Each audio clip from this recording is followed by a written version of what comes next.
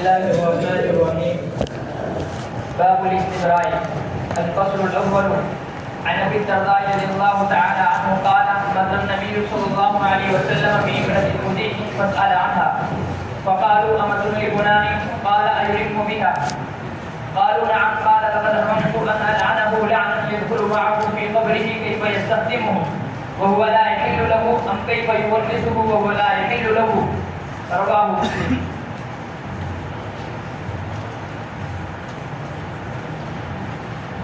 اوپر ایک روایت گزری تھی.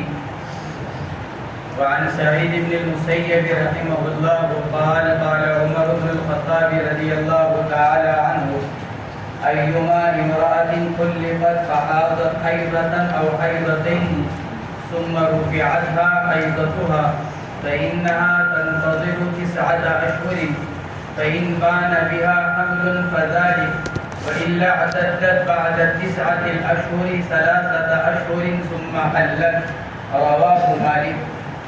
حضرت سعید بن مسیب رحمہ اللہ فرماتے ہیں کہ حضرت عمر رضی اللہ تعالی عنہ نے ارشاد فرمایا: جس عورت کو طلاق دے دی گئی پھر اس کو 1 حیض یا 2 حیض آئے اور پھر اس کا حیض اٹھا لیا گیا یعنی حیض اس کا بند ہو گیا، فإنها تنتظر 9 أشهر ایما شرط اور انہا جواب شرط، وہ عورت انتظار کرے گی 9 مہینے.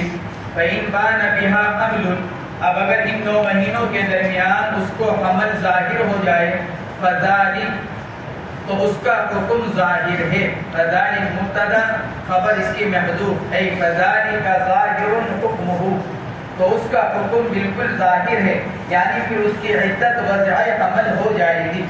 وَإِلَّا عَدَدَّتْ، اور اگر ان 9 مہینوں میں اس کا عمل ظاہر نہ ہو تو 9 مہینے گزر جانے کے بعد پھر وہ عدت گزارے گی 3 مہینے. وَإِلَّا عَدَدَّتْ بَعْدَ 9 الْأَشْهُرِ 3 أَشْهُرٍ، ورنہ تو 9 مہینے گزر جانے کے بعد عدت گزارے گی 3 مہینے. ثُمَّ حَلَّتْ، پھر اس کے بعد وہ حلال ہوگی یعنی اس کی عدت مکمل ہو جائے گی. امام مالک رحمہ اللہ نے اس روایت کو نقل کیا. یہ حضرت عمر فاروق رضی اللہ تعالیٰ عنہ کی جو یہ روایت ہے اس میں مسئلہ بیان کیا گیا ممتدۃ الطہر کی عدت کا، یعنی وہ عورت کے جس کا طہر ممتد ہو جائے، حیض آنا بند ہو جائے اور اس کو طلاق ہوئی بھی ہو تو اس کی عدت کیا ہوگی. مصنف نے جو روایت امام مالک رحمہ اللہ سے نقل کی، یہی حضرت امام مالک کا اپنا مذہب ہے.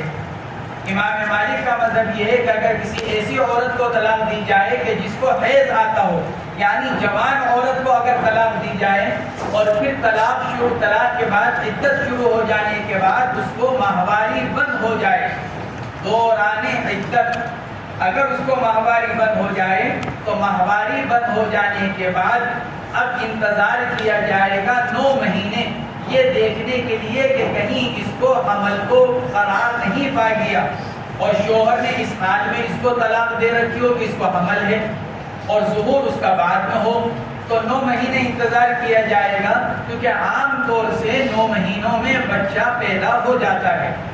اگر 9 مہینے میں بچے کی ولادت نہیں ہوتی تو پھر معلوم ہو گیا کہ ابھی عورت حاملہ نہیں ہے، تو اب اس کے بعد یہ 3 مہینے عدت کی گزارے گی، کیونکہ اب یہ حائضہ نہیں رہی بلکہ یہ عائسہ بن گئی اور عائسہ کی عدت مہینوں سے پوری کی جاتی ہے. یہی حضرت امام مالک رحمہ اللہ کا مذہب ہے. حضرت امام شافعی رحمۃ اللہ علیہ کا قدیم قول یہ ہے کہ ایسی عورت 4 سال انتظار کرے گی. وہ عورت کے جو جوان ہو، یعنی جوان سے مراد یہ کہ اس کی وہ عمر ہو کہ جس میں عام طور سے خون آتا ہے. ایک تو عائشہ ہونے کی عمر ہے جس کو حنفیہ کے نزدیک 55 سال قرار دیا گیا، حضرت امام مالک وغیرہ سے 50 سال نقل کیا گیا، 60 سال بھی نقل کیا گیا. ایک تو وہ عمر ہے کہ جس میں جا کر عام طور سے عورت کو ماہواری بند ہو جاتی ہے، جس کو عائشہ قرار کہا جاتا ہے اور اس عمر کو ایاس کی عمر کہا جاتا ہے. لیکن ایک جوانی کی عمر ہے 25 سال، 30 سال، 35 سال، 40 سال، جس میں عام طور سے عورت کو ماہواری خون آتا ہے. حضرت امام شافعی رحمۃ اللہ علیہ فرماتے ہیں اگر کسی جوان عورت کو طلاق دے دی گئی اور دوران عدت 1 یا 2 حیض آنے کے بعد اس کا خون بند ہو گیا تو ایسی صورت میں اب یہ عورت مزید 4 سال انتظار کرے گی، اور 4 سال وہ اس لیے فرماتے ہیں کیونکہ ان کے نزدیک حمل کی اکثر مدت 4 سال ہے۔ بچہ زیادہ سے زیادہ ماں کے پیٹ میں 4 سال تک رہ سکتا ہے۔ جب بچہ ماں کے پیٹ میں 4 سال تک رہ سکتا ہے تو پھر اس عورت کو بھی 4 سال انتظار کرنا پڑے گا۔ جب 4 سال گزر گئے اور یہ پتہ چل گیا کہ اس عورت کے پیٹ میں بچہ نہیں ہے، اب جا کر یہ 3 مہینوں سے اپنی عدت پوری کرے گی۔ یہ حضرت امام شافعی رحمۃ اللہ علیہ کا قول قدیم ہے۔ حضرات حنفیہ اور حضرت امام شافعی رحمۃ اللہ علیہ کا قول جدید وہ یہ ہے کہ اس عورت کی عدت اس وقت تک پوری نہیں ہوگی جب تک اس کو 3 حیض نہ آ جائیں، چاہے اس میں 5 سال لگ جائیں، چاہے اس میں 10 سال لگ جائیں، اور چاہے اس میں 20 سال لگ جائیں۔ یہ حضرات حنفیہ کا مذہب اور حضرت امام شافعی کا قول جدید کہ اگر ممتدت الطہر اگر شابہ ہو یعنی جوان ہو اس عمر کی کہ جس میں اس کو ماہواری آتی ہے اور پھر اس کو ماہواری بند ہو جائے تو اس وقت تک عدت پوری نہیں ہوگی جب تک کہ اس کو 3 حیض خون نہ آ جائے، یا پھر وہ اس عمر کو پہنچ جائے جس عمر میں پہنچ جانے کے بعد عورت کو عائشہ قرار دے دیا جاتا ہے، پھر اس کے بعد وہ 3 مہینوں سے عدت اپنی پوری کرے۔ یہ حضرات حنفیہ کا مذہب اور حضرت امام شافعی رحمۃ اللہ علیہ کا قول جدید جس کو ان کے محققین نے راجح قرار دیا ہے۔ مصنف نے جو روایت نقل کی ہے یہ حضرت امام مالک رحمۃ اللہ علیہ کا مذہب ہے۔ حضرات جمہور علماء یعنی حنفیہ اور شافعیہ فرماتے ہیں اللہ رب العزت نے قرآن پاک میں معتدہ کی 4 قسموں کو بیان فرمایا، معتدۃ الوفات، حاملہ اور معتدۃ الطلاق۔ اب وہ حائضہ اور عائشہ، معتدۃ الطلاق حائضہ بھی ہو سکتی ہے، معتدۃ الطلاق عائشہ بھی ہو سکتی ہے۔ اگر معتدۃ الطلاق حائضہ ہے تو عدت 3 حیض یا 3 طہر، جیسا کہ اختلاف ہے، اور اگر عائشہ ہے تو 3 مہینے۔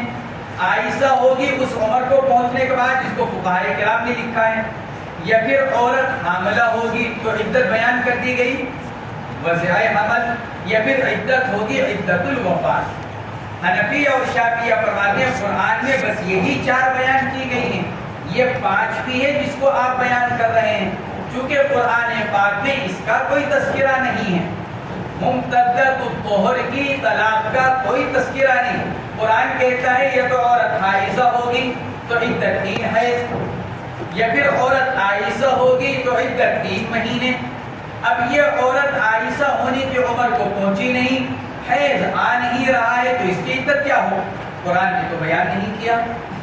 جب قرآن نے بیان نہیں کیا تو پھر یہ تو انتظار کیا جائے حیض آنے کا، یہ انتظار کیا جائے اس کے عائشہ ہو جانے کا، تاکہ یہ تو اس کے تحت آئے یہ اس کے تحت آئے۔ یہ حضرات شافعیہ اور حضرات حنفیہ فرماتے ہیں۔ باب الاستبراء، استبراء کے مسائل۔ استبراء براءت رحم کو طلب کرنا، استبراء براءت سے سین طلب کا، براءت رحم کو طلب کرنا۔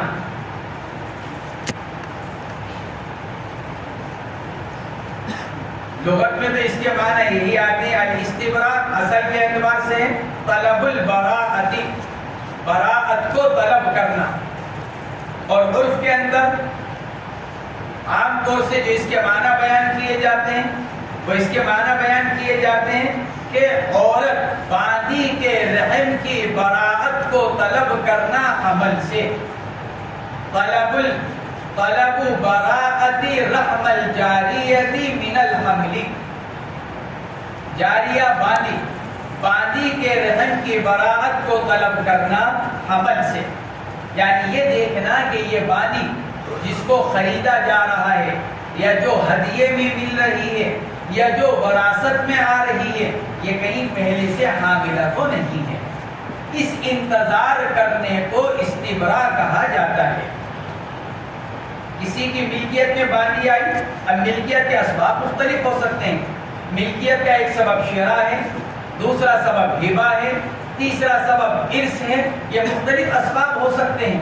مختلف اسباب کے تحت اگر کوئی باندھی کسی کی ملکیت میں آ رہی ہے تو ملکیت میں آ جانے کے بعد مالک کے لیے اس سے جمع کرنا اس وقت تک جائز نہیں ہے جب تک کہ یہ معلوم نہ ہو جائے کہ یہ عورت اور یہ باندھی حاملہ تو نہیں ہے۔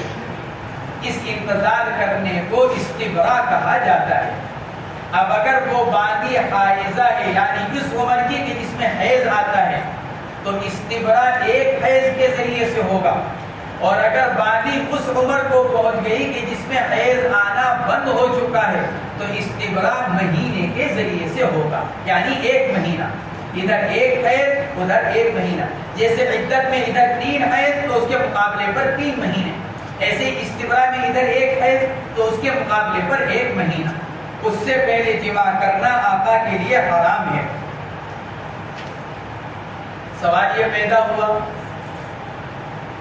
اگر کسی آدمی کی ملکیت میں کوئی باندھی اپنے ذی رحم محرم سے آ رہی ہو، یا کسی آدمی کی ملکیت میں کوئی باندھی کسی عورت کی ملک سے منتقل ہو کر آ رہی ہو، تو وہاں تو حمل کا تصور نہیں۔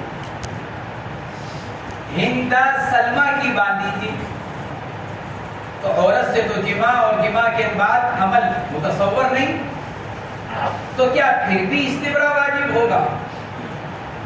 اگر ملکیت میں باندھی کسی ذی رحم محرم کی ملکیت سے آ رہی ہو، یا کسی عورت کی ملکیت سے آ رہی ہو، یا کسی اتنے چھوٹے بچے کی ملکیت سے آ رہی ہو جو جمع کرنے پر قدرت نہیں رکھتا، تو کیا پھر بھی آقا کے لیے استبراء ضروری ہوگا؟ فقہاء فرماتے ہیں کیا پھر بھی آقا کے لیے استبراء ضروری ہوگا؟ سوال یہ پیدا ہوا کہ استبراء کے معنی ہے طلب براءۃ الرحم، اور یہاں اس کا تصور نہیں، تو پھر یہ استبراء کی ضرورت کیوں رہی؟ اس کا جواب یہ دیا گیا کہ استبراء تو اصلاً واجب ہے احادیث شریفہ کے وجہ سے۔ چنانچہ مصنف اسی روایات کو بیان فرمائیں گے اس باب کے اندر۔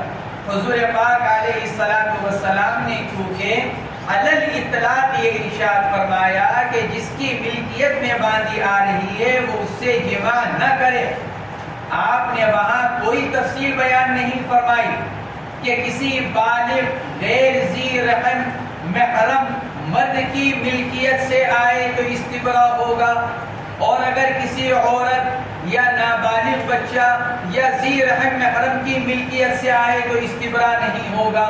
آپ نے تو علی الاطلاق ارشاد فرمایا، اور یہ بات سب جانتے ہیں، اللہ کے نبی علیہ السلام بھی یہ بات جانتے تھے۔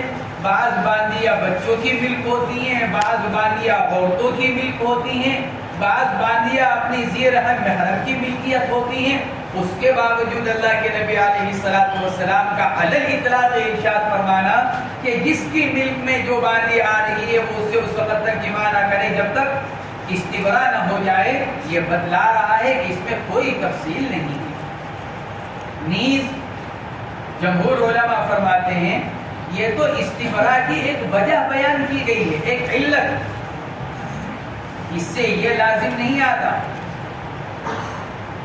کہ نابالغ بچہ یا عورت کی ملکیت سے اگر باندھی آ رہی ہو تو استبراء نہیں ہوگا۔ قرآن پاک نے شراب کی جب حرمت کو بیان کیا تو شراب کی حرمت کو بیان کرتے ہوئے یہ ارشاد فرمایا کہ شراب اس لیے حرام ہے کیونکہ اس کے ذریعے سے شیطان کو درمیان میں فتنہ کرنے کا موقع ملتا ہے، اور شراب کے نشے کی وجہ سے شیطان آدمی کو نماز سے روک دیتا ہے۔ 7ویں پارے کے اندر اس کو بیان کیا گیا، انما الخمر والمیسر والانصاب والازلام رجس من عمل الشیطان فاجتنبوه لعلکم تفلحون انما يريد الشیطان ان یوقع بینکم العداوة والبغضاء في الخمر والمیسر ویصدکم اللہ وعن الصلاۃ فهل انتم منتهون. اب اگر کوئی آدمی یوں کہے کہ جی میں تو شراب پی کر بھی اپنے اوپر اتنا قابو رکھتا ہوں کہ میں جا کر نماز بھی پڑھ لوں، مجھے تو کوئی پریشانی نہیں، یا میں شراب پینے کے بعد بھی اپنے اوپر اتنا قابو رکھ سکتا ہوں کہ شیطان میرے اوپر قابو نہ پا سکے، تو کیا اس کے لیے شراب کے پینے کو حلال قرار دے دیا جائے؟ نہیں. اسی لیے حضرات فقہاء کرام یہ فرماتے ہیں حکمت اور علت نو کے اندر دیکھی جاتی ہے، اس کی رعایت نو کے اندر ہوتی ہے، نو کے ہر فرد کے اندر بھی کی جاتی ہے. جہاں علت اور حکمت بیان کی جائے گی وہ نو کی بیان کی جائے گی، نو کے ایک ایک فرد کی نہیں. اس لیے کہ افراد کے اندر تو استثناء ہو سکتا ہے، ممکن ہے کسی فرد کے اندر یہ علت اور حکمت نہ پائی جائے تو یوں نہیں کہا جائے گا کہ بھئی اس کے لیے اس کی گنجائش اور اجازت ہو جائے گی. ایسے ہی یہاں پر بھی چونکہ استبراء کا علی الاطلاق حکم فرمایا گیا ہے، لہذا اگر باندی اپنے ذی رحم محرم کی ملکیت سے آئے یا نابالغ بچے کی ملکیت سے آئے یا عورت کی ملکیت سے آئے، جب بھی آقا کے ذمے استبراء واجب رہے گا. تو باب الاستبراء، استبراء کے مسائل، اور یہ استبراء باندی کے ساتھ خاص ہے، استبراء باندی کے ساتھ خاص ہے. اب اگر وہ حاملہ ہے تو انتظار کرنا پڑے گا وضع حمل کا، اور اگر حائضہ ہے تو انتظار کرنا پڑے گا ایک حیض گزر جانے کا. حائضہ سے مراد یہ نہیں کہ فی نفسی حیض آ رہا ہے، حائضہ کا مطلب یہ کہ اس عمر کی ہے جس عمر میں عورت کو حیض آتا ہے، اور اگر وہ عائشہ ہے تو انتظار کرنا پڑے گا 1 مہینہ گزر جانے کا. یہ استبراء باندی کے ساتھ مخصوص ہے، اس لیے کہ آزاد عورت اس سے تو نکاح کے بغیر جماع کی اجازت ہی نہیں ہے، اور اگر وہ غیر کی بیوی ہے تو نکاح ہی نہیں ہو سکتا. اگر وہ غیر کی بیوی ہے تو نکاح ہی نہیں ہو سکتا. اس لیے استبراء کا تعلق فقہاء نے لکھا ہے کہ باندی کے ساتھ خاص ہے. باب الاستبراء، استبراء کے مسائل. الفصل الاول عن ابي الدرداء رضي الله عنه قال مر النبي صلى الله عليه وسلم بامرأة مجح. حضرت ابو الدرداء رضی اللہ تعالیٰ عنہ فرماتے ہیں کہ حضور پاک علیہ الصلوۃ والسلام کا گزر ہوا ایک عورت کے پاس سے. یہ غزوے کا واقعہ ہے، کیونکہ غزوے میں ہی عورتیں باندیاں بن کر آتی ہیں، غزوے میں ہی حاصل ہوتی ہیں. ابو داؤد شریف کی روایت میں اس کی صراحت ہے کہ یہ غزوہ کہ یہ غزوے کا واقعہ. غزوہ کون سا ہے وہ تو نہیں معلوم ہو سکا. شجاع نے لکھا ہے لم اقف علی تعیینہ، یہ تو نہیں پتہ چل سکا کہ غزوہ کون سا تھا، لیکن بہرحال یہ غزوے کا واقعہ ہے. بامرأۃ مجح، ایسی عورت کے پاس سے جس کی ولادت کا وقت قریب تھا. مجح وہ حاملہ جس کا وقت ولادت قریب ہو چکا ہو. فسأل عنہا، آپ نے پوچھا اس کے بارے میں کہ یہ کس کی؟ قالوا امۃ لفلانی، صحابہ نے بتلایا کہ فلانی کی باندی ہے. قال ایلم بها، ارشاد فرمایا کیا وہ اس سے اس حال میں بھی جماع کرتا ہے؟ حمل سے ہے اور ولادت کا وقت بالکل قریب ہے، کیا اب بھی وہ اس سے جماع کرتا ہے؟ قالوا نعم، عرض کیا جی ہاں. قال لقد هممت ان العنه لعنا يدخل معه في قبره، ارشاد فرمایا میں نے ارادہ کیا یہ سن کر کہ میں اس پر ایسی لعنت کروں جو اس کے ساتھ اس کی قبر میں چلی جائے. العنه لعنا يدخل معه في قبره، یعنی ایسی لعنت کروں کہ جس کا اثر مرنے کے بعد بھی باقی ہے. یہ ارشاد فرمایا اللہ کے نبی علیہ الصلوۃ والسلام. کیف یستخدمه وهو لا يحل له، اب اس کے ہاں جب بچہ پیدا ہوگا تو 2 حال میں سے ایک حال ہوگا. اب اس باندی کے ہاں جو بچہ پیدا ہو رہا ہے یہ تو اس کا اپنا ہوگا یا غیر کا ہوگا جس کے پاس سے یہ باندی آئی ہے. آپ نے ارشاد فرمایا کیف یستخدمه وهو لا يحل له. اب اگر اس کا بچہ نکلا اور انکار کر دے کہ میرا تو نہیں، تو پھر کیسے اس کے لیے اس کو غلام بنانا جائز ہوگا جبکہ در حقیقت اس کا اپنا بچہ ہے اس کی جماع کرنے کی وجہ سے. کیف یستخدمه وهو لا يحل له، ارے بھائی کیسے اس سے خدمت لے گا، یعنی اس کو غلام بنائے گا؟ کیونکہ بیٹا باپ کا غلام نہیں ہو سکتا. اولاد اور والدین ایک دوسرے کی ملک میں نہیں آ سکتے. آدمی اپنے اصول اور فروع کا مالک نہیں بن سکتا. اگر کوئی غلام اپنے اصول یا فروع کی ملک میں جائے گا تو ملک میں جاتے ہی آزاد ہو جائے گا. آپ نے ارشاد فرمایا کیف یستخدمہ وہو لا یحل لہ. ارے بھائی اس سے کیسے خدمت لے گا، یعنی اس کو غلام بنا کر رکھے گا. اور حال یہ ہے کہ اس کو غلام بنانا جائز نہیں اس کا اپنا بچہ ہونے کی وجہ سے، اگرچہ یہ انکار کرے. ام کیف یورثہ وہو لا یحل لہ. یا بچہ تو حقیقت میں دوسرے کا، لیکن اس نے یوں اقرار کر لیا کہ نہیں بچہ میرا ہے، اور بچہ بنا کر اپنا کیا کر رہا ہے، اس کو میراث دینا پڑے گا، حالانکہ میراث دیگر ورثہ کا حق ہے. تو کیسے اس کو وارث بنائے گا، حالانکہ اس کے لیے اس کو وارث بنانا جائز نہیں. یہ ارشاد فرمایا اللہ کے نبی علیہ الصلوۃ والسلام، جس صورت میں اس کا بچہ نہیں ہے اس صورت میں اس کا اقرار کر کر اس کو وارث بنائے گا، اور جس صورت میں اس کا بچہ ہے یعنی حقیقت میں اس کا انکار کر کر اس کو اپنا غلام بنائے گا. اس وجہ سے میں نے چاہا کہ اس کے اوپر ایسی لعنت کروں جو مرنے کے بعد بھی اس کے ساتھ لگی رہے. اور لعنت کرنے کا ارادہ اللہ کے نبی علیہ الصلوۃ والسلام نے ایک تو اس وجہ سے ارشاد فرمایا نسب میں اشتباہ پیدا ہو رہا ہے، اور دوسرے استبراء جو آدمی کے اوپر ضروری تھا اس نے اس کو ترک کیا. استبراء اسی لیے جو ہے تاکہ یہ پتہ چل جائے کہ عورت حاملہ تو نہیں ہے، اور جب پتہ چل جائے کہ عورت حاملہ ہے تو آقا کے لیے جماع کرنا حرام ہے، ناجائز ہے، جب تک کہ بجائے حمل نہ ہو جائے. چونکہ یہ تاریخ فرض ہوا، تاریخ واجب، اس لیے حضور پاک علیہ الصلوۃ والسلام نے ارشاد فرمایا کہ میرا جی چاہا کہ اس کے اوپر لعنت کرو. یہ تو ہے حاملہ سے جماع کرنے کی بات، اور یہ تو ہوگا پانی سے. یہی ایک مسئلہ اور آتا ہے حاملہ سے نکاح کرنے کا کیا حکم ہے. اور حاملہ سے نکاح کب ہو سکتا ہے؟ جب عورت آزاد ہو. تو کیا حاملہ عورت سے نکاح کیا جا سکتا ہے؟ اب حاملہ کی دو قسمیں ہیں، یا تو حاملہ یعنی پیٹ میں جو اس کا بچہ ہے یا تو وہ ثابت النسب ہوگا یا غیر ثابت النسب ہوگا. اگر بچہ ثابت النسب ہے تو نکاح جائز نہیں، اس لیے کہ عورت یا تو متزوجہ ہوگی یا عورت معتدہ ہوگی. ایک عورت کے پیٹ میں بچہ ہے اور اس کا باپ معلوم ہے، یعنی شرعاً معلوم ہے. تو جب شرعاً اس عورت کے پیٹ کے بچے کا باپ معلوم ہے تو یا تو وہ اس عورت کا شوہر ہوگا، یعنی یہ عورت یا تو اس کی بیوی ہوگی یا پھر یہ عورت اس کے طلاق کی یا وفات کی عدت گزار رہی ہوگی. اور متزوجہ اور معتدہ دونوں سے نکاح کرنا حرام ہے. دوسرے کی بیوی سے بھی نکاح حرام اور معتدہ سے بھی نکاح حرام. یا پھر وہ بچہ غیر ثابت النسب ہوگا یعنی زنا کا ہوگا. یہی دو صورتیں ہوں. اب اگر ثابت النسب ہے تو نکاح حرام، اور اگر غیر ثابت النسب یعنی عورت کے پیٹ میں بچہ زنا سے ہے تو پھر حنابلہ اور مالکی یا تو یہ فرماتے ہیں کہ نکاح جائز نہیں ہے.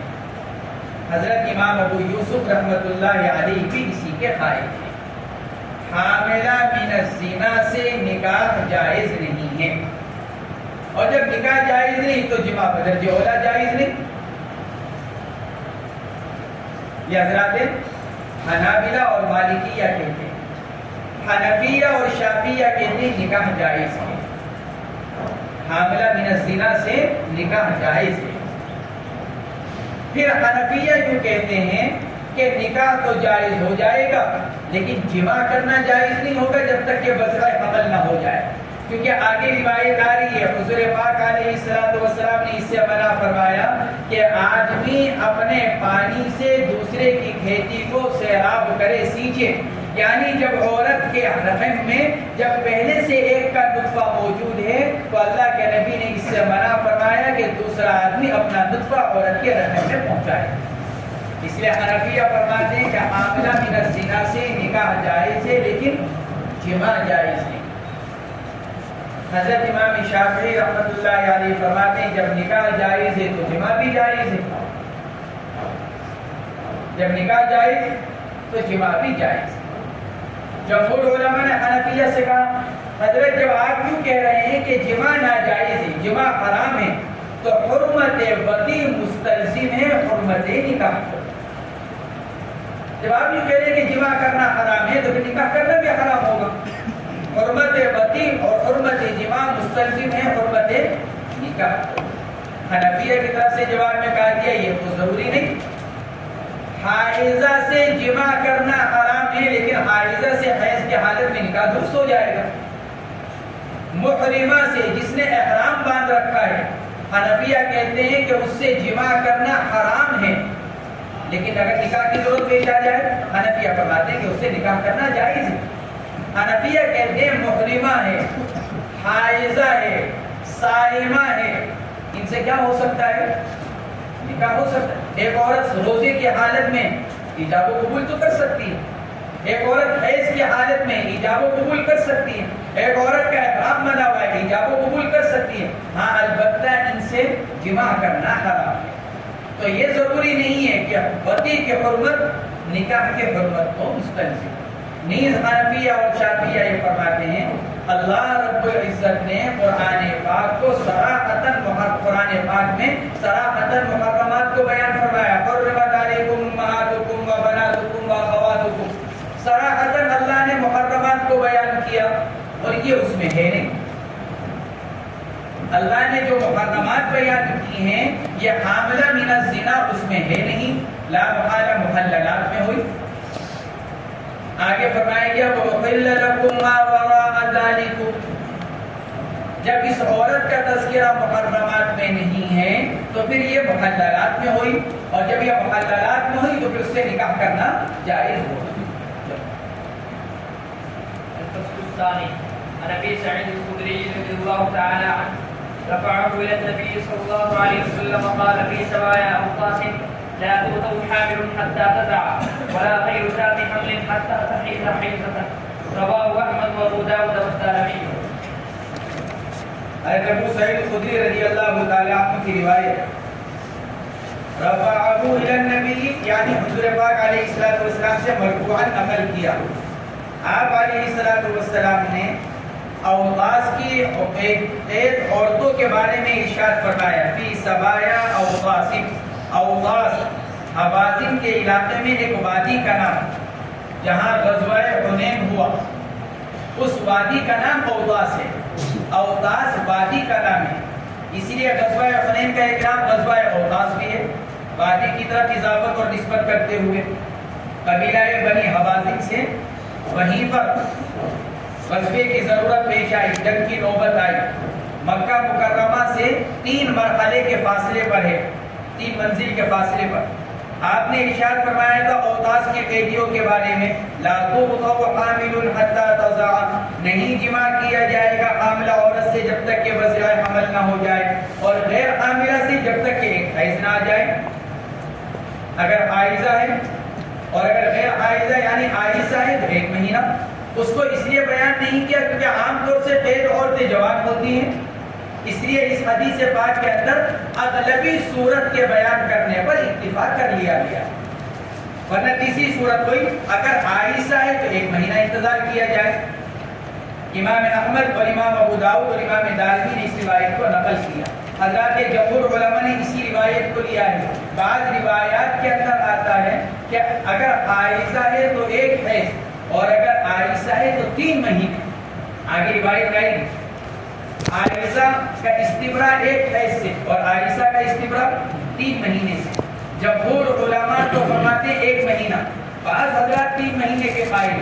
حنفیہ میں سے امام زفر سے بھی نقل کیا گیا کہ وہ یوں فرمایا کرتے تھے اگر عورت حائضہ ہے پھر تو 1 حیض کافی ہے، کیونکہ حیض کا آنا بتلا رہا ہے کہ اس کو حمل نہیں ہے، لیکن اگر اس کو حیض نہیں آ رہا ہے عائشہ ہے تو ممکن ہے کچھ اوپر نیچے ہو رہا ہو ان کا آنا، اور 1 مہینے میں صاف طور پر اس کا پتہ نہ چل سکے۔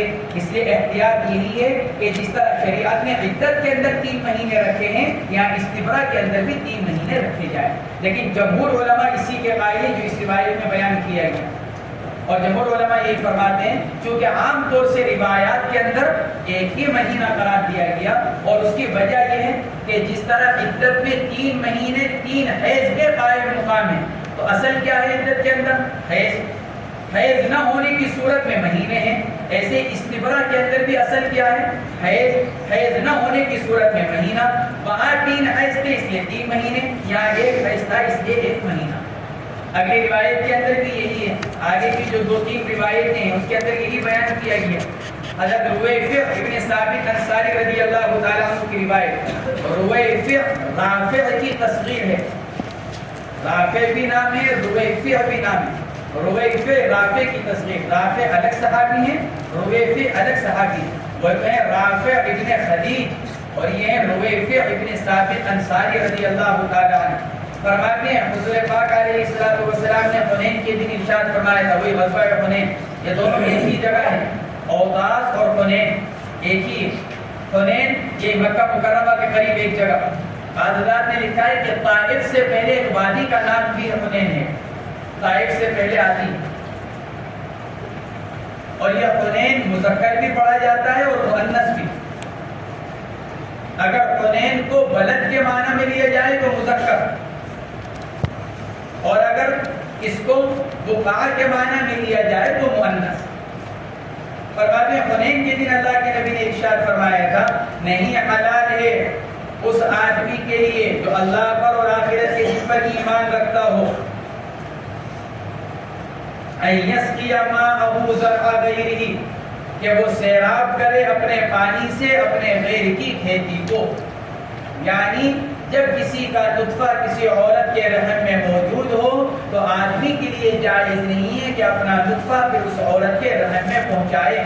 جب ایک آدمی پہلے ہی وہاں اپنا پانی پہنچا چکا ہے اور اس کا رحم اس پانی کو لیے ہوئے، تو کسی غیر کے لیے کسی دوسرے کے لیے اپنا پانی پہنچانا جائز نہیں ہے۔ یہ اللہ کے نبی علیہ السلام نے ارشاد فرمایا۔ راوی فرماتے ہیں یعنی اتیان الحبالہ، اس کا مطلب کیا ہوا؟ یعنی یہ راوی کا، اب راوی سے بڑا صحابی بھی ہو سکتے ہیں اور نیچے کے راویوں میں سے بھی کوئی ایک ہو سکتا ہے، تو یوں کہتے ہیں حضور پاک علیہ السلام کے اس ارشاد کا مطلب کیا ہے؟ یعنی حاملہ سے جماع کرنا، یعنی اتیان الحبالہ، یعنی حاملہ عورتوں سے جماع کرنے کو اللہ کے نبی نے منع فرمایا۔ اور پھر ارشاد فرمایا نہیں حلال ہے کسی ایسے آدمی کے لیے جو ایمان رکھتا ہو اللہ پر اور آخرت کے دن پر، ان یقع علی امرأۃ من السبی حتی یستبرئھا، کہ وہ جماع کرے قید عورتوں میں سے کسی عورت سے جب تک کہ استبراء نہ ہو جائے۔ فلا یحل لامرئ یؤمن باللہ والیوم الآخر، ایسے حلال نہیں ہے کسی ایسے آدمی کے لیے جو اللہ اور آخرت کے دن پر ایمان رکھتا ہو، ان یبیع مغنما حتی یقسم، کہ وہ بیچے مال غنیمت کو جب تک کہ اس کو تقسیم نہ کر دیا جائے۔ مسلمانوں کو فتح حاصل ہوئی، مال غنیمت آیا اور مال غنیمت ابھی رکھا ہوا ہے، ابھی اس کو امیر المومنین نے تقسیم نہیں کیا، حاکم نے بھی اس کو تقسیم نہیں کیا، اس سے پہلے کوئی آدمی کوئی چیز لے کر بیچے جائز نہیں کہ کیوں؟ اس لیے کہ یہ اجتماعی چیز ہے اور اجتماعی چیز کو انفرادی طور پر بیچنا جائز نہیں ہے۔ ہاں جب امیر المومنین مال غنیمت تقسیم کر دے اور ہر ایک کی ملکیت میں مال غنیمت آ جائے تو اپنی ملکیت کو بیچنا آدمی کے لیے جائز ہوگا۔ رواہ ابو داؤد، فرماتے ہیں امام ابو داؤد نے تو اس روایت کو پورا بیان کیا، یہ پوری روایت امام ابو داؤد نے بیان کی، اور فرماتے ہیں امام ترمذی نے بھی اس روایت کو نقل کیا لیکن انہوں نے مختصر کیا، یعنی صرف پہلا جملہ لا یحل لامرئ یؤمن باللہ والیوم الآخر ان یسقی ماءہ زرع غیرہ، بس یہاں تک امام ترمذی کی روایت میں اگلے جو 2 جملے ہیں لا یحل لامرئ یؤمن باللہ والیوم الآخر ان یقع علی امرأۃ اور ان یبیع مغنما حتی یقسم، فرماتے کہ یہ ترمذی شریف کی روایت میں نہیں۔ فصل ثالث میں امام مالک کی روایت، الفصل الثالث عن مالک رحمہ اللہ قال بلغني ان رسول الله صلى الله عليه وسلم كان يأمر باستبراء الإماء بحيضة إن كانت مما تحيض وثلاثة أشهر إن كانت مما لا تحيض ممن لا تحيض، وينهى عن سقي ماء الغيث یہ امام مالک رحمہ اللہ کی روایت، فرماتے ہیں بلغنی، مجھ کو یہ بات پہنچی ہے۔ اس طرح کی روایات بلاغات مالک کہلاتی ہیں۔ بلغنی، بلاغات امام مالک۔ موطا امام مالک کے اندر امام مالک رحمۃ اللہ علیہ نے بعض مسند روایتیں بیان کی اور بعض بلاغات کو بیان کیا، مرسل روایتیں بیان کی۔ تو بلاغات امام مالک کا کیا حکم ہے؟ امام مالک یہ فرماتے ہیں مجھ کو یہ بات پہنچی ہے، تو کیا ان کا اتنا کہہ دینا معتبر ہوگا؟ کیونکہ یہ تو معلوم نہیں کس کے واسطے سے پہنچی۔ امام مالک صرف اتنا ہی بیان کر رہے ہیں وعن مالک بلغنی، کہ مجھ کو یہ بات پہنچی ہے۔ مولا علی قاری رحمۃ اللہ علیہ نے حضرت سفیان سے نقل کیا، وہ یہ فرمایا کرتے تھے کہ امام مالک رحمہ اللہ جب یوں فرمائیں بلغنی تو اس کی سند قوی ہے۔ جب امام مالک یوں کہیں کہ بلغنی تو فرماتے ہیں کہ اس کی سند قوی، فہو اسناد قوی۔ اور علامہ ابن عبد البر مالکی رحمۃ اللہ علیہ نے لکھا ہے امام مالک رحمۃ اللہ علیہ نے موطا امام مالک میں جتنی روایات کے بارے میں جو کہا بلغنی، ان کی سند بیان نہیں کی۔ بلاغات کا مطلب یہی ہے کہ سند بیان نہیں کر رہے ہیں۔ اب سند کے اندر تو راوی معتبر، غیر معتبر، ثقہ، غیر ثقہ، مضبوط، کمزور، کسی بھی طرح کا ہو سکتا ہے۔ علامہ ابن عبد البر مالکی رحمۃ اللہ علیہ نے لکھا ہے کہ امام مالک رحمۃ اللہ علیہ نے موطا امام مالک کے اندر جتنی روایات بلغنی سے نقل کی ہے، ان تمام روایتوں کی سند غیر امام مالک سے موجود ہے۔ امام مالک کہتے ہیں مجھ کو یہ بات پہنچی ہے اور وہ سند بیان نہیں کر رہے ہیں، لیکن وہی روایت احادیث کی دیگر کتابوں کے اندر موجود ہیں دوسری سندوں کے ساتھ۔ فرماتے ہیں بلاغات الامام مالک کلھا مسندۃ۔ امام مالک رحمۃ اللہ علیہ کی جتنی بلاغات ہیں وہ تمام کی تمام کیا ہیں؟ سندن ثابت ہیں۔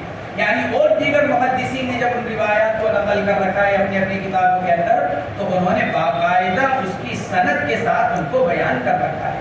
گویا کہ خلاصہ محدثین کے کلام کا یہ ہے کہ بلاغات امام مالک معتبر ہیں، اگرچہ سند مذکور نہیں ہوتی لیکن بلاغات امام مالک معتبر ہیں، اور بقول علامہ ابن عبد البر مالکی رحمۃ اللہ علیہ کے کہ ان کی سندیں دستیاب ہیں اور دیگر محدثین نے ان روایات کو اپنی سند سے بیان کر رکھا ہے، جس سے معلوم ہوتا ہے کہ وہ روایت اپنی جگہ معتبر ہے۔ لہٰذا امام مالک جب یوں کہہ رہے ہیں بلغنی اور بعض جگہ یوں کہتے ہیں عن الثقہ، تو اس کا مطلب یہی ہوا کہ امام مالک جس سند کو بیان کرنے کے بجائے صرف لفظ بلغنی کہہ رہے ہیں تو لا محالہ امام مالک کے نزدیک وہ لوگ معتبر ہوں گے جن کے واسطے سے ان کے پاس خبر پہنچ رہی ہے۔ جبھی تو اتنا بڑا امام سند کو ترک کر کر صرف اتنا کہہ رہا ہے کہ مجھ کو یہ بات پہنچی ہے۔ تو وعن مالک قال بلغنی، امام مالک سے روایت کیا گیا کہ وہ فرماتے ہیں کہ مجھ کو یہ بات پہنچی ہے کہ حضور اکرم صلی اللہ علیہ وسلم حکم فرمایا کرتے تھے بالیوں کے استبراء کا ایک حیض کے ساتھ اگر ان عورتوں میں سے ہو جن کو حیض آتا ہو، اور 3 مہینوں کے ساتھ اگر ان عورتوں میں سے ہو جس کو حیض نہ آتا ہو۔ یہ 3 مہینے والی روایت آ گئی جس سے بعض حضرات نے استدلال کیا۔ امام ظفر رحمۃ اللہ علیہ کے بارے میں بھی یہی نقل کیا گیا، لیکن جمہور علماء ایک ہی مہینے کے قائل ہیں۔ وَيَنْهَا عَنْ سَقِي مَاءِ الْغَيْثِ، وہی اوپر والی روایت کا، اور آپ منع فرماتے تھے کہ آدمی اپنے پانی سے کیا کرے؟ دوسرے کی کھیتی کو سیراب کرے، آپ اس سے منع فرمایا کرتے۔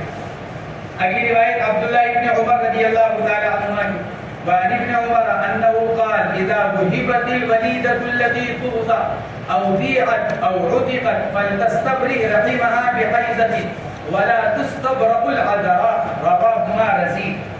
عبداللہ ابن عمر رضی اللہ تعالی عنہ کی روایت فرماتے ہیں اگر کوئی ایسی باندی ہبہ کی جائے جس سے ابھی جماع نہ کیا گیا ہو، اب اس سے مراد کم عمر بھی ہو سکتی ہے، التي لا تغضى، ایسی باندی کہ جس سے ابھی تک جماع نہیں کیا گیا، اس سے مراد کیا ہو سکتی ہے؟ کم عمر بھی ہو سکتی ہے۔ اس سے مراد وہ بھی ہو سکتی ہے جو بھی اوپر بیان کیا گیا، کس کی ملکیت سے آ رہی ہے؟ عورت کی ملکیت سے آ رہی ہے، بچے کی ملکیت سے آ رہی ہے۔ تو فرماتے تھے او بیعت، جب اس کو بیچا گیا، ہبا کیا گیا کسی کو یا بیچا گیا، او عتقت یا اس کو آزاد کر دیا گیا، اب کوئی اس سے نکاح کرنا چاہ رہا ہے کیونکہ آزاد ہو جانے کے بعد تو باندھی نہیں رہی، اب کوئی اس سے نکاح کرنا چاہ رہا ہے، فَلْتَسْتَبْرِ رَحِمَهَا بِحَيْثَتِهَا، پھر بھی کیا کرنا پڑے گا؟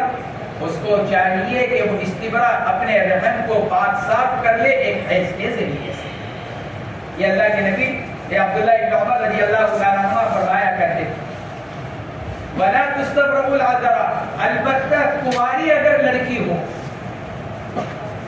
اگر کنواری لڑکی ہے تو اس کو استبرا کی ضرورت نہیں ہے۔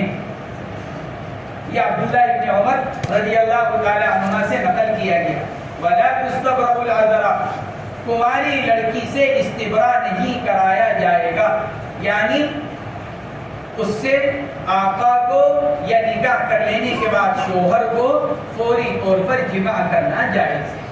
یہ عبداللہ ابن عمر رضی اللہ تعالیٰ عنہ سے نقل کیا گیا، لیکن حضرات جمہور علماء اس کے قائل نہیں، جمہور اس کے قائل نہیں۔ جمہور علماء یہ فرماتے ہیں کہ نہیں، استبرا تو ہر باندھی کے لیے ہے، چاہے وہ کنواری ہو اور چاہے ایسی ہو کہ جس سے جماع ہو چکا ہو، چاہے کسی کی ملکیت سے منتقل ہو کر آ رہی ہو، استبرا تو ہر باندھی کے لیے ہے، کیونکہ اللہ کے نبی علیہ السلام نے اوتاس کی باندھیوں کے بارے میں عدد اطلاق فرمایا تھا، لا تُوْقَوْ حَامِلٌ حَتَّى تَضَعَ، اور غیر حامل حَتَّى تَسْتَبْرِئَ بِحَيْضَةٍ، غیر حامل سے اس وقت تک جماع نہیں کیا جائے گا جب تک کہ اس کو ایک حیض نہ آ جائے۔ یہ اللہ کے نبی نے علی الاطلاق ارشاد فرمایا، اس لیے حضرات جمہور علماء یہ فرماتے ہیں کہ کنواری ہو یا غیر کنواری، استبراء رحم کے وقت پہلے آقا کے لیے اس سے جماع کرنا جائز نہیں۔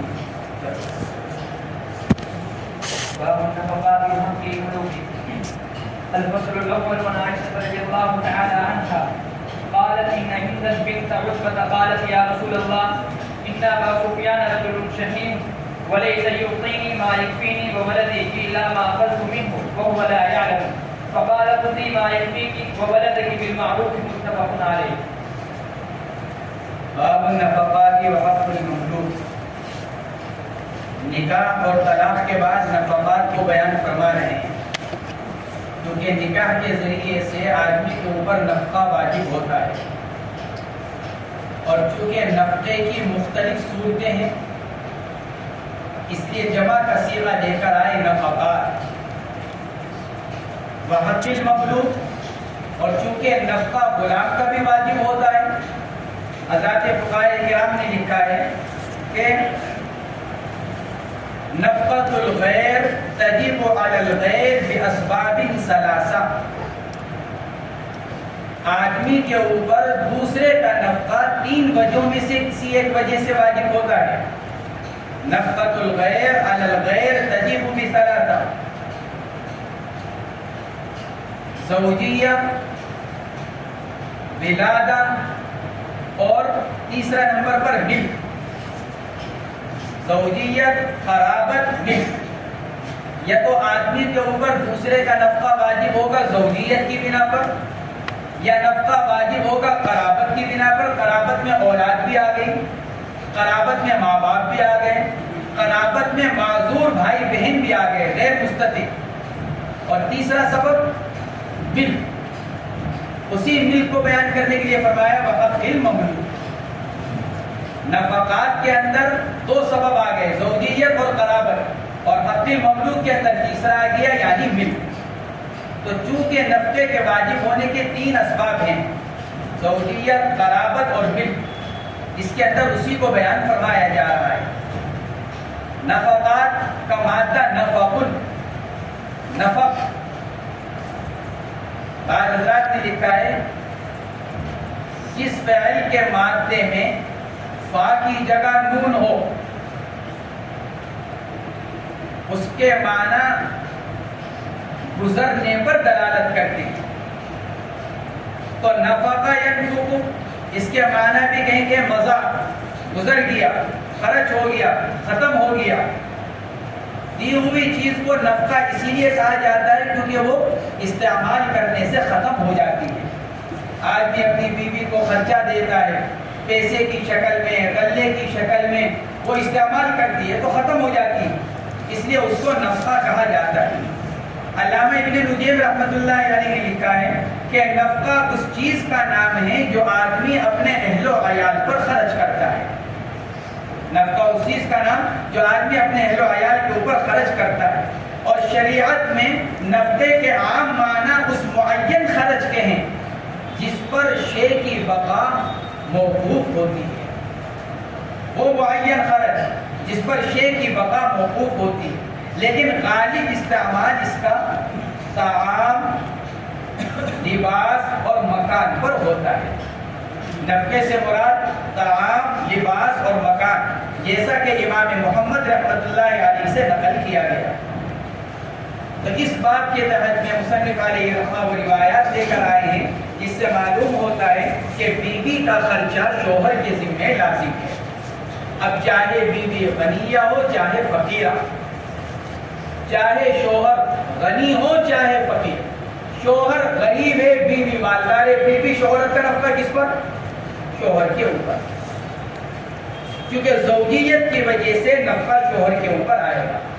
شریعت کا ضابطہ یہ ہے کہ جو آدمی کسی دوسرے کے حق میں محبوس ہوگا اس کا نفقہ اس صاحب حق پر لازم ہوگا۔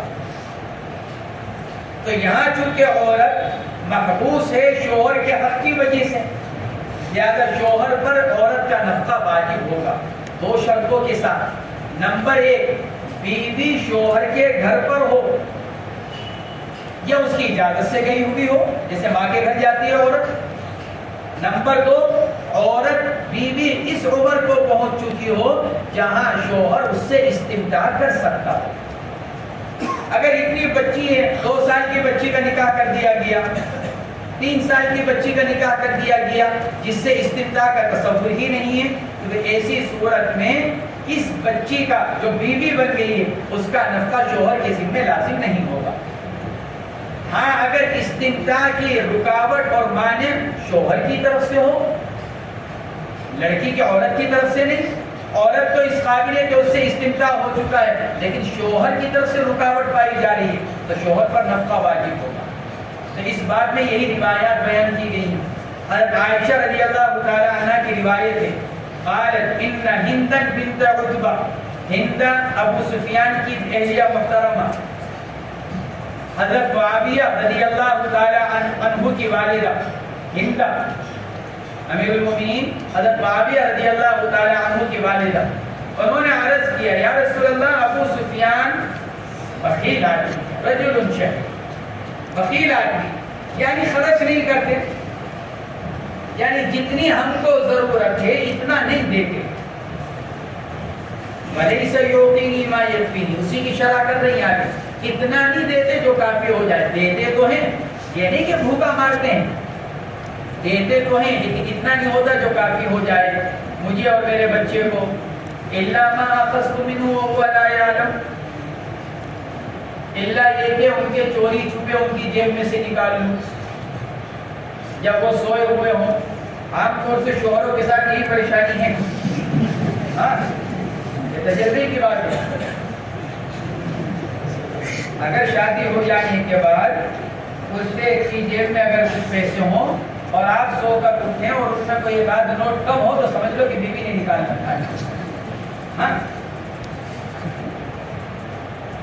زندہ بھی یہی کہہ رہی ہے، إِلَّا مَا أَخَذْتُ مِنْهُ وَهُوَ لَا يَعْلَمُ، تو یہ تو ہو نہیں سکتا کہ آدمی کے جاگتے ہوئے جیب میں سے نکالے جائے اور اس کو پتہ نہ چلے، یہ تو کوئی ماہر چور ہی کر سکتا ہے، اس کے علاوہ تو کوئی نہیں کر سکتا۔ واقعہ لکھا ہے، حضرت صاحب نے لکھا ہے، اس میں حمد صاحب گنگوہی، دلی کے جو خاص علاقے ہیں وہاں کے چور بہت مشہور تھے، دلی کے بہت مشہور تھے، بہت مشہور، ان کے بارے میں یہ مشہور تھا کہ ان سے کوئی آدمی بچ نہیں سکتا۔ تو پڑوس سے بڑے شاعر آئے، بڑے آدمی تھے، انہوں نے کہا کہ نہیں ایسا نہیں ہو سکتا، آج میں اس بات کو غلط ثابت کر کر نکلاؤں۔ تو انہوں نے نوٹ کی ایک گڈی، اوپر نیچے اصلی نوٹ اور اندر نقلی نوٹ رکھے اور موٹی گڈی، تاکہ لوگوں کو پتہ چلے کہ جیب میں پیسے ہیں، ایک آدھ نوٹ کا تو پتہ نہیں چلتا. اور انہوں نے وہ جیب میں رکھی اور جیب میں رکھ کر پورے علاقے کا چکر لگا کر آئے. یہاں کے بارے میں مشہور تھا. اور آ کر انہوں نے جیب میں ہاتھ ڈال کر میزبان کے سامنے گڈی نکالی کہ دیکھیے آپ کہتے تھے ایسے ہیں اور کسی کو بھی ہر ایک کو چکما دے کر جیب میں سے نکال لیتے ہیں. دیکھیے میرے سامنے سب فیل ہو گئے, کسی کے کوئی نکال نہیں سکا میری جیب میں سے گڈی. تو انہوں نے میزبان صاحب نے دی گڈی اور اس کو جب یوں کھولا تو اندر سے ایک پرچہ گرا چھوٹا سا. اس پرچے میں لکھا ہوا تھا تمہیں شرم نہیں آتی جیب میں نقلی نوٹوں کی گڈی لیے گر رہے ہو. یہ لکھا ہوا تھا. اندازہ لگاؤ کتنا ماہر چور ہوگا کہ اس نے گڈی نکالی, لکھا اور پھر اس کے بعد وہ واپس بھی رسی اسی کی جیب میں. گڈی میں سے پرچہ نکلا کہ تمہیں شرم نہیں آ رہی کہ نقلی نوٹ جیب میں لیے پھر رہے ہو. تو عورت تو بہرحال اگر نکالے گی تو سوتے ہوئے نکالے گی, وہ کہاں اتنی ماہر ہے بیچاری کہ جیتے جاگتے نکال دے اور شوہر کو پتہ نہ چلے. تو حضرت ہندا نے یہی کہا الا ما اخذت منه وهو لا يعلم, مگر یہ کہ میں لے لوں ان سے اور حال یہ کہ ان کو پتہ نہ چلے. فقال خذي ما يكفيك وولدك بالمعروف, آپ نے ارشاد فرمایا اتنا لے لو جو تم کو اور تمہارے بچے کو کافی ہو جائے اچھے طریقے پر, یعنی اسراف نہ ہو, زیادتی نہ ہو, جتنا تم کو کافی ہو جائے بھلائی کے ساتھ, یعنی اعتدال کے ساتھ, اتنا تم اس کی اجازت کے بغیر لے لو.